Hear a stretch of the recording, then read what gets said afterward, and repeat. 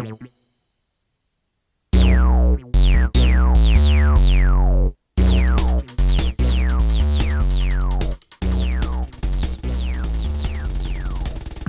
everyone, I'd like to welcome you to the Austrian Circle. This is a program where we talk about the economics of freedom here on WHUS Stores 91.7 FM. So thank you very much for tuning into my show this morning. We're going to be talking about the customer on the show today. We're going to be talking about you, the consumer, the person who is buying, the person who is voting with their dollars for what is produced in the economy. Because the customer is the center of the economy. They are the determinant of all value, of all prices, of all work. What is to be done? The consumer is the one who decides all of this. And it's a central role in the economy. The role of the consumer is what the Austrian school puts at the center of the economy. And every other school of economics gets this incorrect. And this is really coming up because I had an argument over the weekend with a friend of mine who thought that without the government regulating the economy, without licenses, and without the actions of our benevolent government intervening on the behalf of the customers, that customers would get run roughshod over by these companies, that the companies would charge ridiculously high prices, that they would pay their workers absolutely nothing, that they would bring us the most low-quality, universal kind of garbage products that you could ever imagine. And there would be recessions. There would be people who were committing suicide. He was actually commenting on an article about people who are committing suicide because of the recession and how their wealth was wiped out, how they went to go to the market and realized that their entire assets had been destroyed because of the fluctuations of the Federal Reserve printing money and introducing that money into the economy. But he wanted to blame it on capitalism. He wanted to blame it on something to do with the producers, with the company class, making some sort of mischief for the customer. And so my friend levied this accusation against me. He said, "Racker, oh, Racker, I know that you believe in companies. I know that you believe that the producers are going to do the right thing. But in actuality, they're not. They're people. They want to take advantage of others. They want to charge high prices. They want to deliver garbage products. And so your idea about how the economy works without the government's central role, that capitalism is going to fail, that we have to turn to something like socialism or communism or some other production model than a producer class where these capitalists purchase goods, producer goods, they pay workers, and there's a hierarchical kind of labor management situation." And he said this is automatically going to lead to problems if we allow it to occur.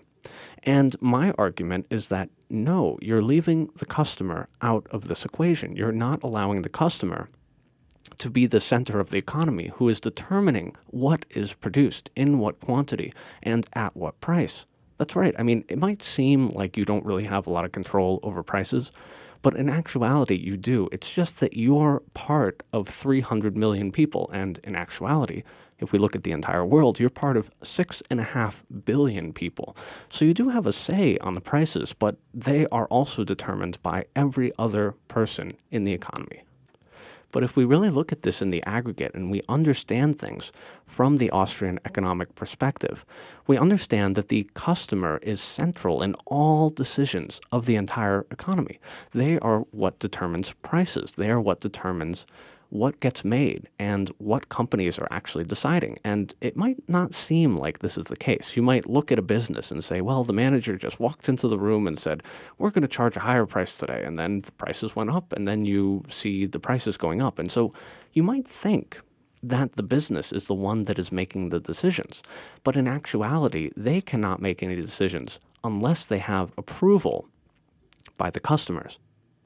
So when a company makes a choice to increase the price of their particular product, they are expecting that customers are going to want to still purchase things at that particular price. And they're expecting that their competitors are not going to underbid them and cause the price to be lower. You know, if a new competitor comes into the market and says, well, I'm going to charge $1 less than all of my competitors, you can imagine, given that quality is about the same, customers are going to run to this new company, and they are going to leave all the other companies who are going to be forced by this new company to undercut, to lower their prices in order to entice customers to come back to them. So again, the customer is the central role of all decisions in the economy. And the only time when this is not the case is when the government comes in and undermines the decisions of the customer. So this is most readily seen when the government subsidizes particular companies. That company gets money without having to have its product voted on by particular customers. So that customer did not approve of that company. They didn't go in and say, I'd like to purchase your product at the price that you're offering at, all things considered, what I could have bought if I didn't buy your product.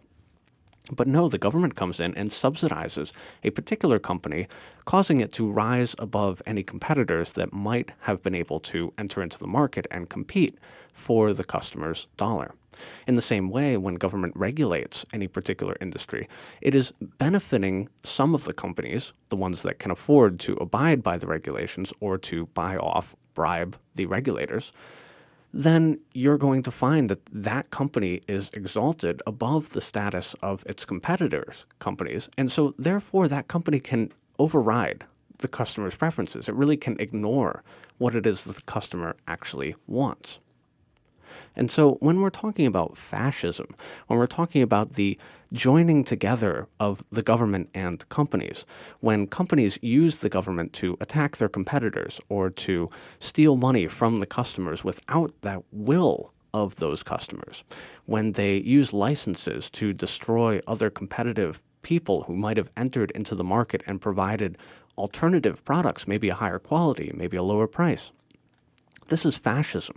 This is what causes the customer's preferences to be overridden, and the customer is no longer the central role of the economy when we have a state-regulated, a state-enforced, and state laws on economic behavior.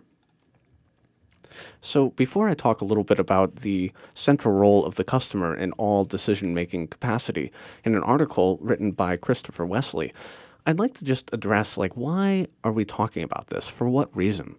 And I just want you all to know how much power you have as an acting customer in the economy, that you have a role that is of such crucial importance to the direction of how things are produced and why we're producing them for your desires, and that you have complete control over what producers are allowed to produce things in the economy. It's such a central and important understanding to realize the power that you have when you go into a business and you vote for that particular business. I want to grant you this power because every single time that you concede to the government that it should make this decision for you, you are giving up some of that power. And you no longer have the acting capacity to vote against particular companies. You know, it seems like in our economy that these corporations, they do really run roughshod over us.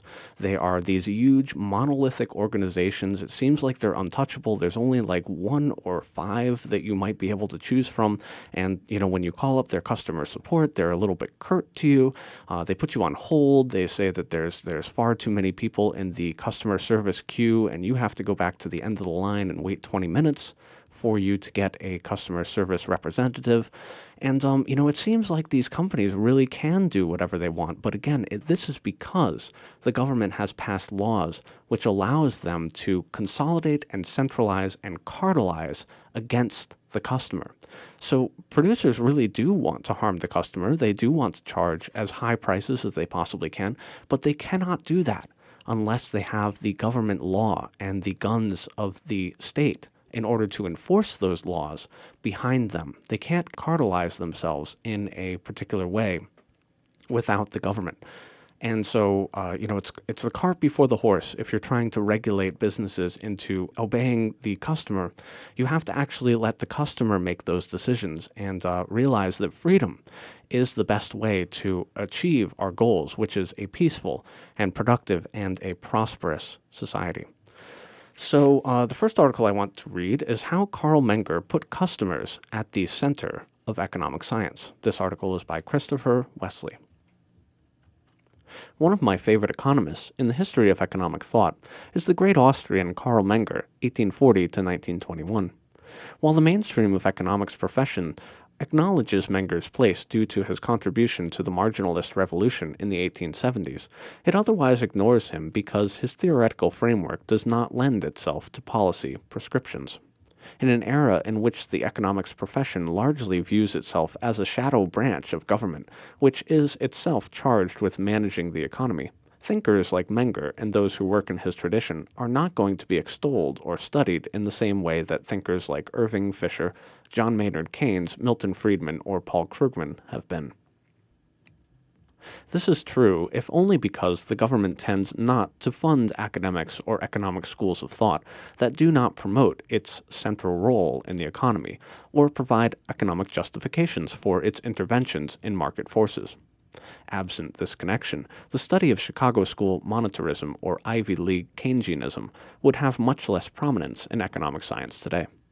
Menger's theoretical framework differs from so many of the modern interpretations of economics because he represented the culmination of a pre-progressive era development of economic thinking that had occurred over centuries, mostly in continental Europe by scholastic thinkers in the Middle Ages as well as French liberals such as Turgot, Cantillon, and Say. Such people may have studied economics as a form of what was known as the moral sciences in the 19th century, but their impetus for doing so was often due to the innate human desire for better understanding the world and the natural laws that govern it. Their interest was in economics as economics, and not simply as a policy tool to make government appear more scientific, efficient, or benign. Government is actually the exact opposite of these things. So, to study economics as a science, pure and simple, especially in an era when it seems economic confusion reigns, it's not a bad choice to start with Karl Menger. Menger was born in Galicia, a then Austrian region that is now in Poland, to a wealthy family with roots in Bohemia. During breaks from the study of law at universities of Prague and Vienna, Menger worked as a financial journalist who developed some degree of prominence for writing novels and comedies that were serialized in newspapers.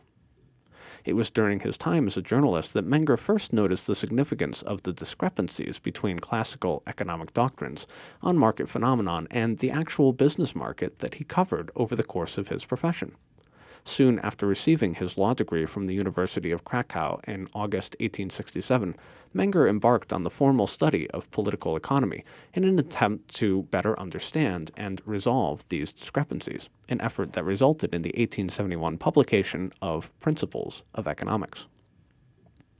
While Menger recognized that the classical economists had made significant contributions to the development of economic theory, he believed one of their primary shortcomings was their analyses of the consumer, a shortcoming which was perhaps epitomized by the classicals' emphasis on the labor theory of value and their rudimentary and even shallow price theory that explained prices as phenomena resulting mostly from the economic calculation of businessmen. Menger's primary contribution in Principles was to insert the primacy of the consumer in determining value and, by extension, price, not only in the marketplace but in all economic activity. The Mengerian approach, which we today call the science of praxeology, emphasized the importance of individual human action resulting from the desire to satisfy felt needs and the relationship of those needs to the external world. Having a felt need and the knowledge that the external world possesses some characteristics that allow the individual to satisfy it provide the basis for logical human action and the subjective valuation of goods and services, both within and apart from the market. Menger further noted that as our knowledge about the external world changes, so do individually felt needs. Efforts to satisfy felt needs presuppose recognition of cause and effect relationships that provide the basis for all of human action.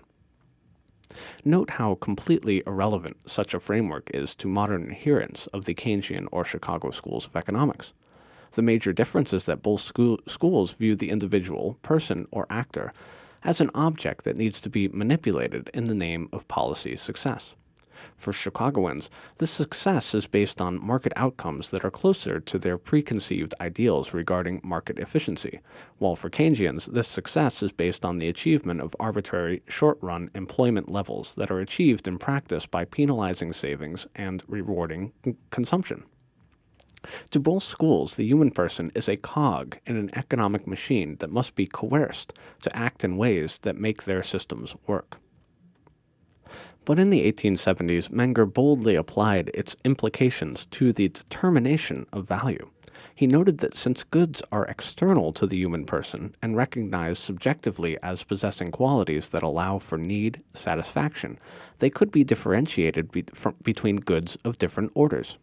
In principles, he describes first-order goods as being goods that we consume to satisfy our needs. These are consumption goods. Second-order goods are goods required to produce the first-order good, so that while a car may be a first-order good satisfying a felt need for transportation, the second-order goods would include the glass, rubber, chrome, and all the other inputs which make up the car. The third-order goods are all of the goods that are required to produce the second-order goods, and so on, with more complex forms of production being characterized with more distant orders of production.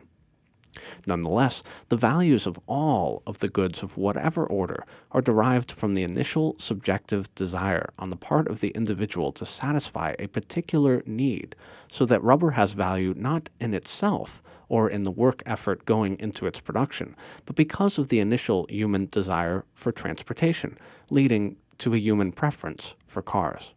This understanding of goods contrasted greatly with the classical economist notion that the value of economic inputs is based on their technical usefulness in production. Menger's value theory represented an expansion of Say's law that supply creates its own demand and is the proper theoretical response to the monetary and credit cranks, who see no difference between government-created and directed capital and privately created and directed capital. In truth, government-created capital satisfies the needs of the political classes and the special interests connected to it, whereas privately directed capital is directed at the satisfaction of consumer wants. Absent the state's influence in the development of 20th century economic thought, it is likely Menger would be known today as an important classical economist who corrected known shortcomings of the classical school. That article was by Christopher Wesley. He is an associated scholar and former fellow at the Mises Institute. This comes out of the Mises Institute Free Market magazine, which is a monthly publication that they print. So an important implication of this understanding that the customer is the central decision maker of all things in the economy and is what determines prices, not only of the final consumer good, but of all the orders of production, all the way back to mining steel out of a particular mountain. They are determining the value and the price of all of those goods. And so the implication here is that they are also determining the price of the laborer, of the person who is being paid a particular wage. So wages are not just arbitrary numbers thrown about by companies and that they have absolute decree of what those wage prices are going to be. It's not that a company comes along and says, well, we're only going to pay our workers 10 cents an hour, and that's all we're going to pay for them. The determinant is the consumer's choice to make. The consumer is what values the final product and weighs it against all other products that they could have purchased, and is what determines the price of the factors of production, the laborers, the capital goods, the tools that we are all using to produce and to produce bigger and better and more wonderful consumer goods. But it's very important to understand that those numbers are not just arbitrary. They're not just made up. They are actually determined by the customer who is providing his dollar to purchase from a particular company as opposed to a different company, as opposed to not buying that product at all. And so we can't get upset when wage rates aren't a particular level that we like. We can't get upset when a particular price of a product is not where we'd like it to be.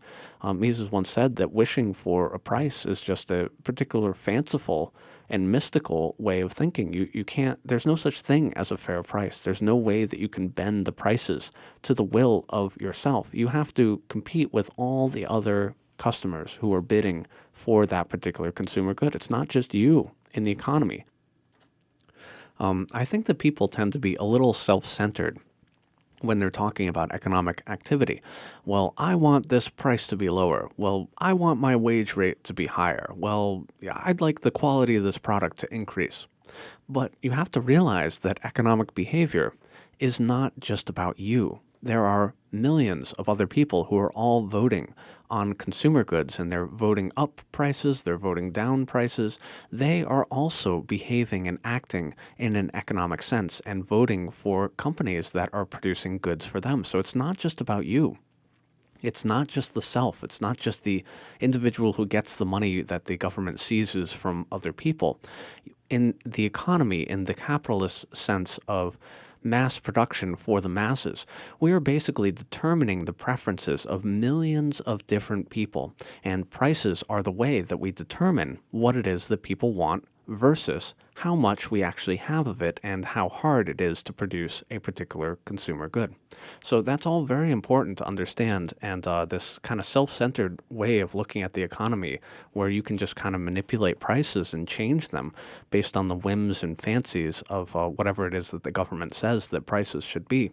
Mises said a while ago that wishing for a fair price or something that is the price that you would like to see in the market is just kind of fanciful. It's mystical. It's a mythology to think that there is such a thing as a fair price. Prices are whatever it is that other people are voting on, whatever their preferences are, versus how hard it is to produce that particular good. And as a case example of this kind of government manipulation of prices in order to change the preferences of individuals in the economy, I'd like to talk a little bit about fracking, which is a process that's being used in the Midwest to kind of generate natural gas and use that for energy consumption in our economy. But it's causing all sorts of economic problems. The roads are being degraded very heavily because of the large, heavy machinery that they have to truck out to that place. And because the government is involved in both of these things, one, environmental protection through its court systems, and two, the production and distribution of roads, then we are not actually seeing the true costs of fracking. And this practice might be done differently in a free society where consumers were actually voting based on the true price of a particular product. But what government can do is reduce the price, it can change the price, it can manipulate the price so that customers don't actually understand the true implications of what it is that they are purchasing. So this article is by Sal Ahmed, and it is called Government Roads, Subsidies, and the Costs of Fracking. Thanks to the extraction of oil through hydraulic fracturing, also known as fracking, the U.S. is not only on its way to being energy independent, but is predicted to become a net exporter of oil and gas by 2025. Serious drilling operations have yet to be started in the Utica Shale, which underlies much of the northeast part of the U.S., which is said to contain the richest deposits of natural gas and crude oil in the country. With the excavations in North Dakota's Bakken Shale alone, enough gas has been discovered to carry on for generations ahead. And since 2008, natural gas prices have decreased by almost 75%. Some of the original pioneers of fracking are impressive in their entrepreneurial and technical skills. Among fracking's innovators, including Harold Hamm, Aubrey McClendon, Tom Ward, and George Mitchell, few have a college degree or any experience in geology or oil drilling, and are simply examples of the creative energies that are unleashed by the market. Nonetheless, the fracking industry is most certainly not a free market industry and can be heavily dependent on government subsidies. Mitchell's impact on the development of fracking technology, for example, is sometimes regarded as equal to Henry Ford's impact on the automobile, but Mitchell was well known throughout the 80s and 90s for petitioning for federal government for increased support. Due to his successful track record in the Eastern Shales project, the Department of Energy granted Mitchell a fat check to develop technologies that drill deeper into the earth. In 1980, the Section 29 tax credit for unconventional gas companies was started. It supported large investments into infrastructure to carry out drilling operations, and it later led to tripling in production of non-conventional gas. It was during the late 90s that fracking technology's big breakthrough came, with the creation of, quote, slick water, the industry standard controversial blend of chemicals that are used in groundwater injections. The fluid is crucial in creating cracks in the thick sediment rock quickly and wide enough for the gas to leak upwards and be collected. Before its breakthrough, slick water had been the recipient of federal aid for over 25 years. The state initiatives taken on fracking issues go back to the 1950s before natural gas became the favored household fuel. Over 3 decades, from the shale fields of Texas and Wyoming to the Marcellus in the east, the federal government contributed more than $100 million to develop fracking R&D projects, and billions more in tax breaks. As of 2013, the natural gas and petroleum industry account for roughly $3.2 billion in federal energy subsidies. Halliburton, along with two other companies, Apache and Chesapeake, dominate nearly 63% of the American pressure pumping market. In 2005, the Bush administration implemented the Safe Drinking Water Act, which exempted natural gas drilling on federal land and allowed drilling companies a loophole to not have to disclose the chemicals used in excavations. Meanwhile, there are real reasons to be concerned about the impact of fracking operations, including its impact on the environment and on infrastructure. As alarming as the environmental and health issues are concerning the carcinogenic and radioactive material found in fracking waste, the greatest economic cost comes to the taxpayer-funded roads. As a matter of fact, the costs of road damage due to oil-carrying heavy haulers running night and day have surpassed the tax revenues generated by fracking in most states. Indeed, many of the oil wells are located on federal land, so it shouldn't be beyond our comprehension as to why the bureaucracy throws out any consideration of the capital stock of the roads. In an interview with the director of Cornell's local roads program, he states that, quote, "It's like the Wild West on those roads, and, quote, everybody is making up their own rules." It is more likely, however, that problems are not due so much to the lack of rules, but to a lack of respect for private property when matters of ownership are confused and obscured by government when it comes to federal lands, private property, and mineral rights. If roads were private, as was the land surrounding them, only through experience, a working price system, and trial and error could an owner calculate the true cost of oil drilling. Furthermore, property owners would be motivated to ensure that fracking's profitability would be sufficient enough to fix the severe wear and tear of the roads after drilling. Could fracking be sustained without subsidies and without free use of finite and fragile infrastructure? That remains unclear. Although now more of our energy is coming from renewable and nuclear energy, oil and gas subsidies continue to be substantial, and since the latter are finite resources, more attention needs to be paid toward what will power up our future in the long term.